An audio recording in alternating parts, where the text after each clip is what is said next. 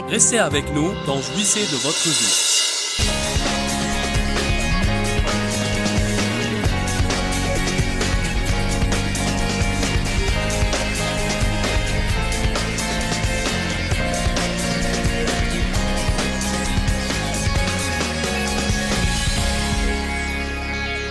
Notre message est intitulé « Je suis pressé, mais Dieu ne l'est pas ». Souvent, si Dieu n'agit pas selon mon programme de travail et s'il ne fait pas ce que je veux et quand je veux, je peux me sentir mécontente et troublée dans mon esprit. J'aimerais bien vous citer encore une fois ce que l'apôtre Paul a dit dans Philippiens 4, 11. J'ai appris à être content. La Bible amplifiée dit « satisfait au point de ne pas être troublé ou perturbé ». Ceci ne veut pas dire qu'il n'a jamais voulu changer. Nous allons tous vouloir changer. Mais l'essentiel, c'est que Dieu veut que nous jouissions de notre vie. Il veut que nous apprenions à être contents là où nous sommes, sur notre chemin vers le but. Parce que si vous n'apprenez pas à patienter, et si je n'apprends pas à patienter, nous allons mener de misérables vies. Car un peu de bon sens nous dira, si nous revenons sur notre passé, que nous passons plus de temps à attendre qu'à recevoir. Parce que vous attendez quelque chose, vous attendez, puis vous aurez votre percée. Béni soit le Seigneur, alléluia, et nous sommes tous excités, puis nous commençons à attendre autre chose. Quand j'ai finalement réalisé cela, j'ai pensé, vaut mieux que j'apprenne à patienter. Parce qu'en fait, je ne savais pas patienter. Une des faiblesses de mon caractère est que je suis impatiente de nature. Et vous savez, toute personne arrive sur cette terre avec des points forts ainsi que des points faibles. Et la puissance de Dieu se manifeste en général dans nos faiblesses si nous lui faisons confiance. Et je vais être très honnête avec vous et vous dire que je lutte contre l'impatience chaque jour de ma vie. Je n'aime pas attendre, je veux ce que je veux et quand je le veux, et je veux que les autres fassent ce que je veux et quand je le veux. Amen. Êtes-vous pareil? Ce matin, Dave a porté un pantalon qui n'était pas du tout assorti avec sa veste. Et à la dernière minute, il fallait qu'on lui repasse un autre pantalon. L'important, c'est que nous étions en route pour venir ici. Et il était 10h10. Et moi, je n'arrive pas en retard à mes réunions. Je suis toujours présent dès que l'adoration commence. Et je fais cela pour donner le bon exemple. Et parce que ma participation à l'adoration m'est une grande aide. Elle aide à libérer et à augmenter aussi l'onction dans ma vie. Et c'est ce que je sens à cet égard. Je connais des personnes qui ne font pas la même chose, mais c'est ce que je fais moi-même. Et je n'aime pas être en retard. Alors dès que j'ai réalisé qu'il était 10h10 et que je n'allais pas arriver avant 10h15, j'ai commencé à me sentir vraiment comme si je vais...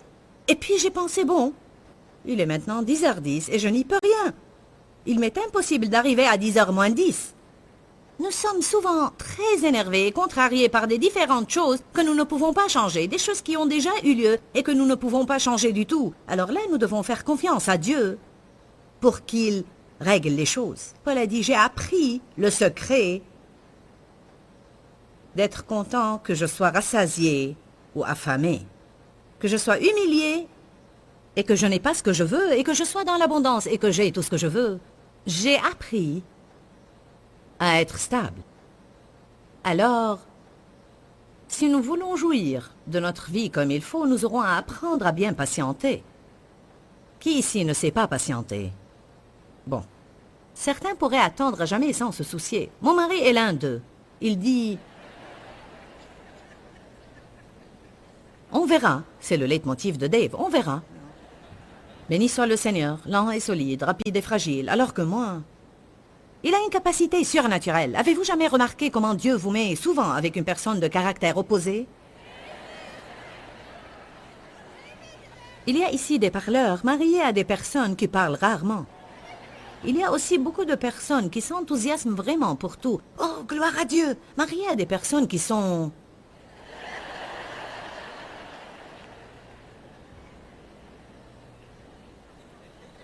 Certains d'entre vous n'aiment pas attendre et ils sont mariés à des personnes qui pourraient tout remettre à jamais. Pourquoi cela?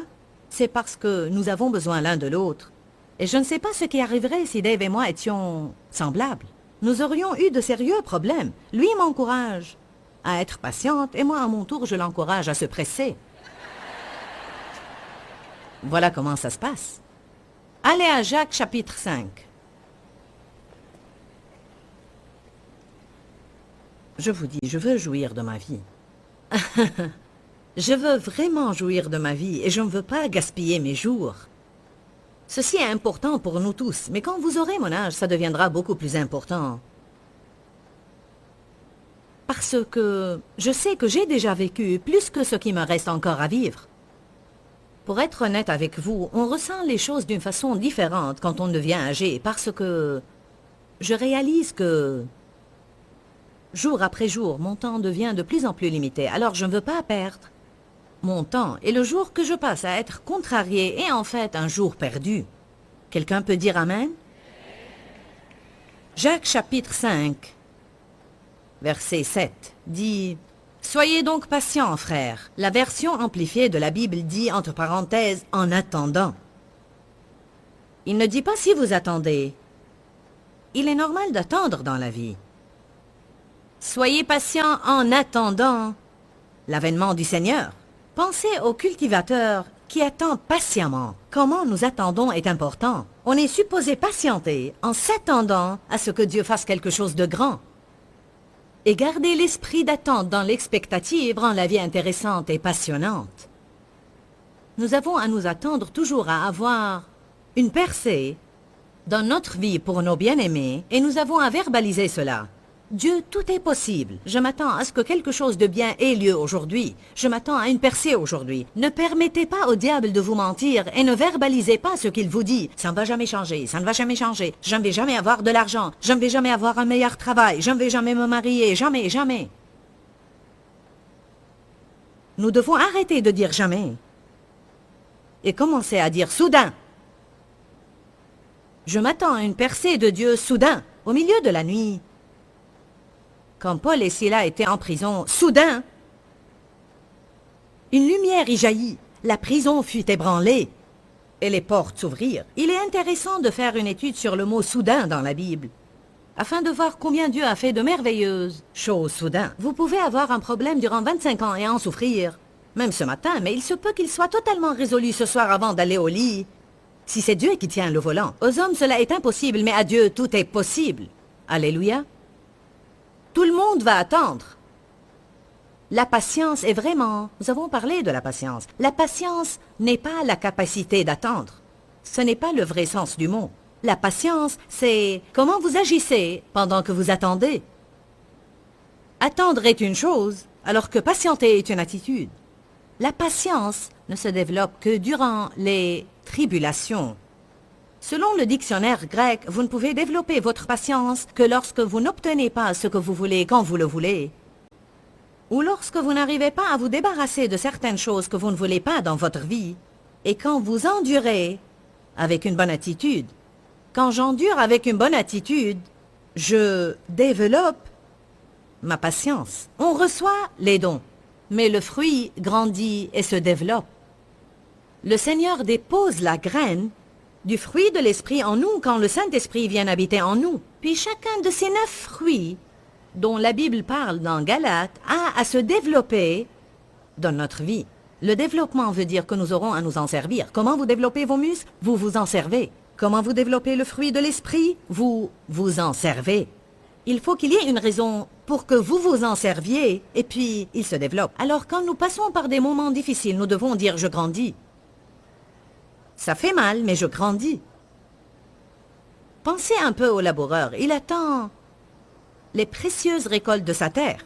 Pensez comment il garde sa patience vigilante à leur égard, jusqu'à ce qu'il ait reçu les pluies de la première et l'arrière-saison. C'est quoi la patience vigilante? Ce sont les choses qu'il fait en attendant. Il arrose, il arrache les mauvaises herbes, il continue à faire les choses qu'il sait qu'il est supposé faire, et il attend. Il se lève puis rentre dormir, il se lève puis rentre dormir, et il fait fructifier jusqu'à la moisson.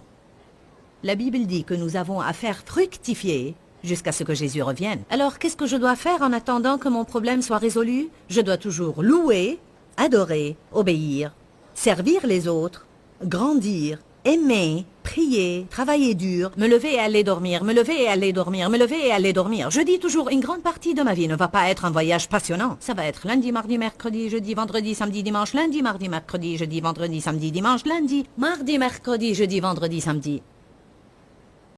Je veux vous dire que toute nouvelle chose dans la vie est excitante au début, mais elle perdra de son excitation après que vous l'ayez faite plusieurs fois.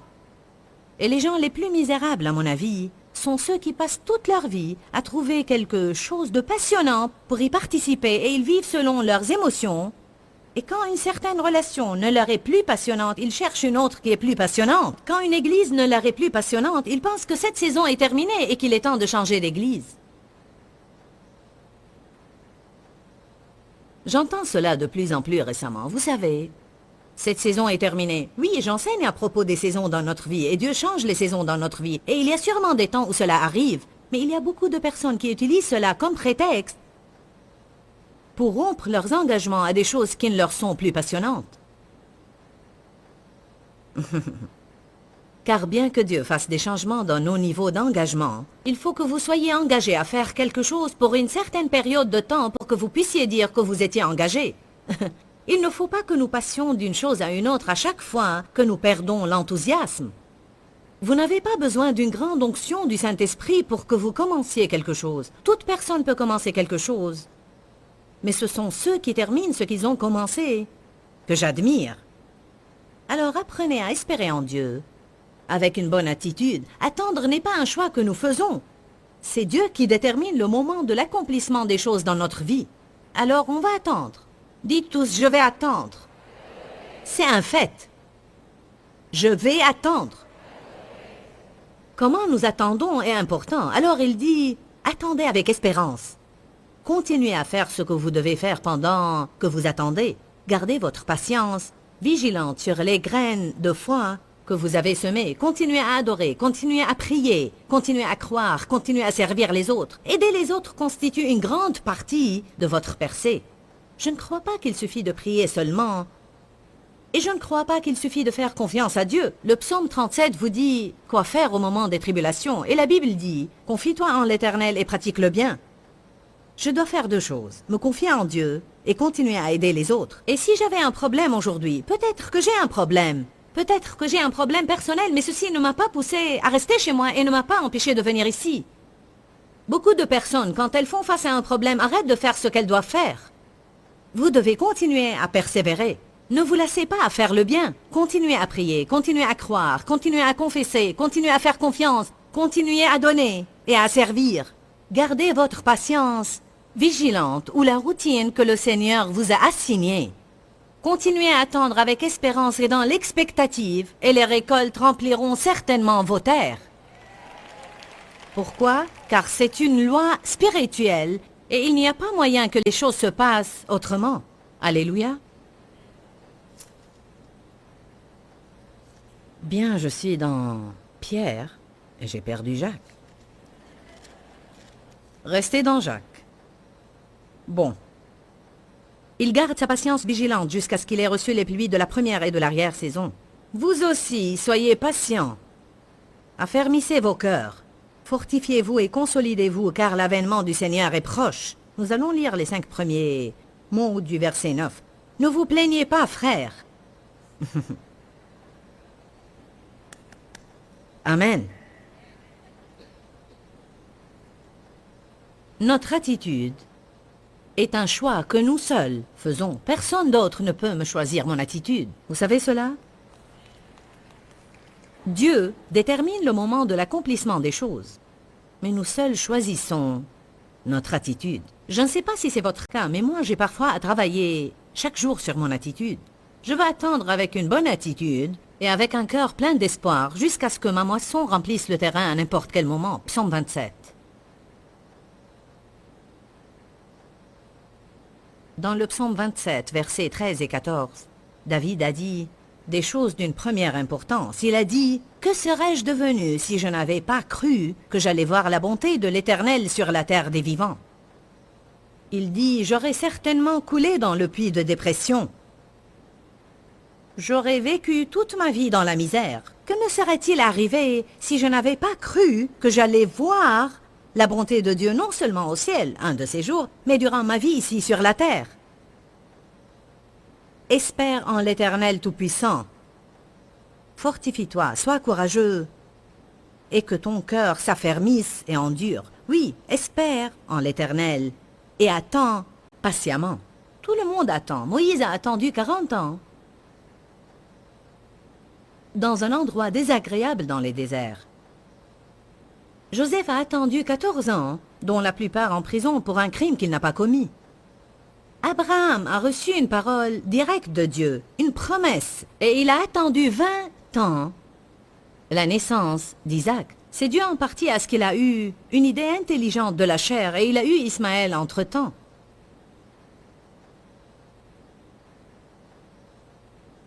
Job a attendu. Ruth a attendu. Esther a attendu. J'ai attendu. Et j'attends maintenant aussi certaines choses. Et quand j'aurai cette percée, je vais attendre autre chose. Depuis plusieurs années, j'ai dit à Dave à propos du ministère. Quand arriverons-nous au point où nous n'aurons pas à avoir affaire à quelque chose tout le temps?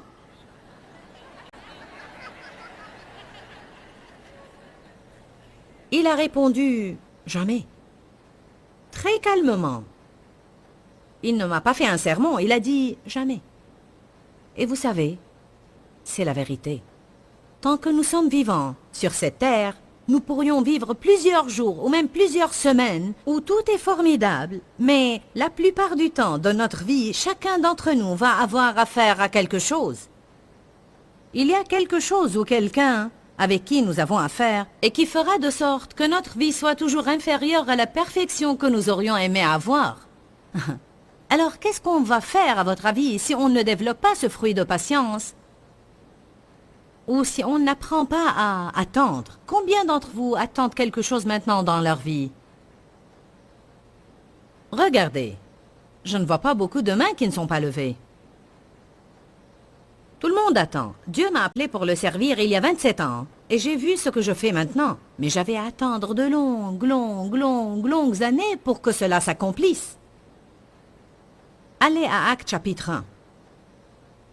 J'essaye de vous pousser à faire un choix aujourd'hui. Il se peut que vous ne ressentiez aucun changement quand vous sortez d'ici. Mais la parole sera suffisamment gravée en vous pour que vous sachiez.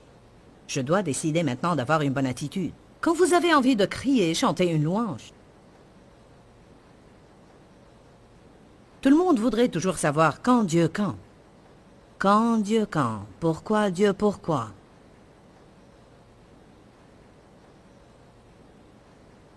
Verset 6. Alors les apôtres réunis lui demandèrent, « Seigneur, est-ce en ce temps que tu rétabliras et restaureras le royaume d'Israël ?» Il leur répondit, « Ce n'est pas à vous, et il ne vous appartient pas, d'être informés de ce que l'avenir porte, et de connaître les temps ou les périodes ou les années ou les saisons ou les moments critiques dans les prochaines années à venir, que le Père a fixé, déterminé et réservé de son propre choix, de sa propre autorité et par son propre pouvoir.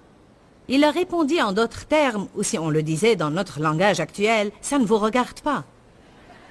N'est-ce pas ça ce qu'il a dit? Ce n'est pas à vous de connaître. Ce privilège m'appartient. C'est moi qui connais les temps. Dieu veut que nous lui fassions confiance pour savoir qu'il accomplira les choses dans notre vie au bon moment. Laissez-moi maintenant vous citer une déclaration qui m'est très importante. Avoir confiance en Dieu n'existe pas sans avoir des questions restées sans réponse. Si nous connaissions tout ce que Dieu connaît, il ne serait plus notre Dieu. Car celui qui va être Dieu dans ma vie doit connaître plus que moi, n'est-ce pas? Il doit me dépasser en savoir, en connaissance, et en sagesse aussi. Dans Luc 19, 13, la Bible dit « Faites fructifier jusqu'à ce que je revienne ». C'est un des exemples dans lesquels les talents ont été donnés aux gens. Puis il dit « Allez et investissez et ayez un grand rendement jusqu'à ce que je revienne et vous me rendrez compte. Prenez tout ce que je vous ai donné, exploitez-le bien. Faites ce pourquoi je vous ai envoyé jusqu'à ce que je revienne. » Je ne dois pas me soucier pour savoir quand Jésus reviendra. Ne comprenez pas de travers ce que je vais vous dire. Je pense que ce serait bien de faire des études d'eschatologie et je crois qu'on doit lire l'Apocalypse. La Bible nous confirme que celui qui le lit sera béni et c'est bien d'écouter des enseignements et des différentes théories à propos du retour de Jésus et ce que nous devons attendre en ce jour. Je ne vous dis pas de rester ignorant, mais je crois que les gens commettent une grande erreur en s'appliquant à savoir quand Jésus reviendra. Car si vous vous laissez prendre par des choses pareilles, vous ne ferez pas ce que vous êtes supposé faire maintenant. Je ne sais pas quand Jésus reviendra. On s'attendait à ce qu'il revienne en 88, mais il n'est pas revenu. Puis on s'attendait à ce qu'il revienne en l'an 2000. On s'attendait à des catastrophes avec les ordinateurs et on s'est préparé pour cet événement, mais Jésus n'est pas revenu.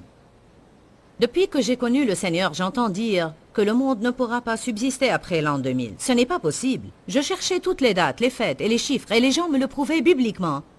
Mais vous savez, c'est quoi la vérité? Personne ne sait quand Jésus viendra. Bientôt. C'est-à-dire quand? Quand il sera prêt. Au temps fixé, c'est-à-dire quand? Personne ne sait. Au temps convenable. Vous aimez la phraséologie que le Seigneur utilise? Je vous le dis en vérité, vous allez bientôt avoir votre percée. J'ai découvert que le bientôt de Dieu et mon bientôt ne sont pas pareils. Laissez-moi vous dire quelque chose. Comparé à l'éternité, tout est proche. Dieu dit parfois jusqu'à l'éternité. Et comme j'ai lu récemment, n'hésitez pas à donner toute petite chose à Dieu, car selon lui, toute chose est petite. Comparé à l'éternité, tout est proche. C'est pourquoi ce n'est pas étonnant que le Seigneur dise « Vous allez bientôt avoir votre percée ». Et comme on va le voir tout à l'heure, il utilise une expression qu'il répète plusieurs fois « encore peu de temps ». Jésus a dit « encore un peu de temps et vous ne me verrez plus, puis dans quelque temps vous me verrez de nouveau ». Voilà que 2000 ans ont passé. Je ne considère pas 2000 ans comme peu de temps. Pour moi, un peu de temps est peut-être 3 minutes. Est-ce que vous m'entendez bien aujourd'hui? La chose principale que Dieu veut quand il viendra est trouver la foi sur la terre. On lit dans Luc 18 l'histoire d'une veuve qui venait sans cesse dire au juge « Donne-moi ce que je veux, donne-moi ce que je veux, donne-moi ce que je veux ». Beaucoup ont interprété ceci de la façon suivante. Priez sans cesse et demandez à Dieu ce que vous voulez. Puis la fin du verset 8 dit, est-ce qu'il trouvera la foi sur la terre quand il reviendra? La morale dans tout ça, c'est que même si je n'aurais pas encore eu ma percée, nous avons abordé aujourd'hui un sujet que nous avons tous dans notre vie et c'est qu'on est toujours en hâte. Mon message aujourd'hui est intitulé « Je suis pressé, mais Dieu ne l'est pas » et c'est la vérité absolue.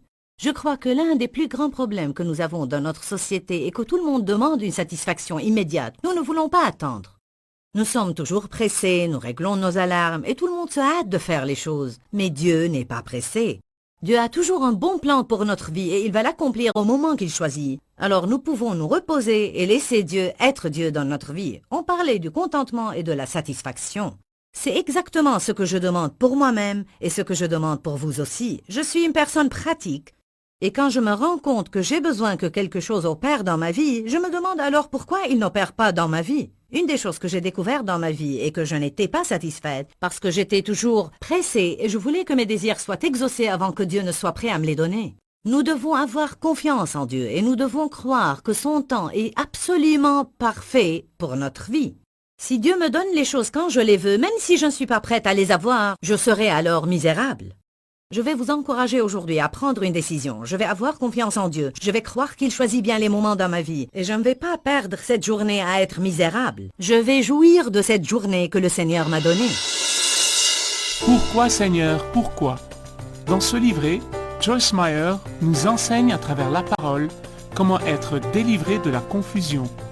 Pour obtenir ce livret gratuitement, écrivez-nous à Joyce Meyer, boîte postale 40095-6300 Larnaca, Chypre.